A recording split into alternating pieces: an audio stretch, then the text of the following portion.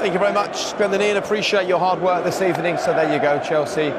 They get the win that they wanted this evening, and this is what it means then for the Group H table. They stay where they were. They were second in the table going into this one. They remain second, level on points with Juventus. Juve, of course, have got a game in hand, and they'll be Chelsea's next opponents in this competition.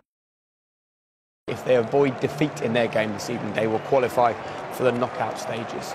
Well, look, I think, Joe, Thomas Tuchel would have wanted them to be a little bit more clinical in front of goal, but when you haven't conceded a shot on target and you've had 74% of the football, it's never a bad night, is it? Yeah, routine, Jake, rather than vintage. I think it was just a generic Champions League game, get the job done. Wasn't good, but defended well, never looked in danger. Thought Ruben Loftus-Cheek was excellent. It was good to see Callum making an impact on the game. Ziyech getting a goal. It was a lot of positives to take, and you get, like I said, you just get back on the plane from these games, points in the bag, and you can just concentrate on the weekend.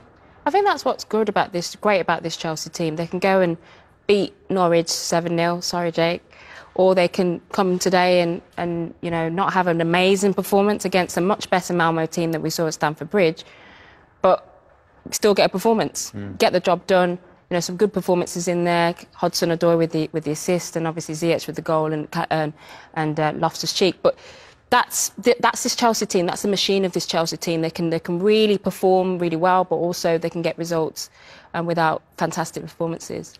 Should we talk a bit about Callum Hudson-Odoi? He's a bit of an enigma, isn't he? He some weeks looks great, other weeks he flatters to deceive. But that ball this evening was lovely. Tantalising ball, beautiful. This is what you want from your wingers, and this is what you've been waiting for, and you want to see on a consistent basis from Callum. But listen, we've heard about Callum since he was a young kid coming through the ranks of Chelsea, talking about him along him and Sancho, who's the better player, etc. He hasn't quite lit it up yet as consistently as someone like Sancho has. But if he starts doing that on a regular basis, the hype will be real. I mean, is that what this is then? Is this a consistency game for him? But I think the injury, you have to point out he's had a big injury, an Achilles injury, which is a massive injury, which he's probably still coming back from. So you've got to give him that benefit of the doubt still.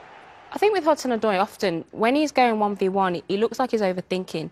In that, he's put the ball in the box. Just don't even think about it. Put the ball in the box early, you know, without having to beat a man. Sometimes he looks like he doesn't really have the confidence to go 1v1. And sometimes you just don't think about it. Just put it in there, and that's where he's going to get his assists, I think. Yeah, again, he played and he ran in behind. I think once he adds that more to his game, that sort of running off the ball, like a Pulisic does. Pulisic come on for 15 minutes and made 3 or 4 runs. He nearly got his goal. He was offside.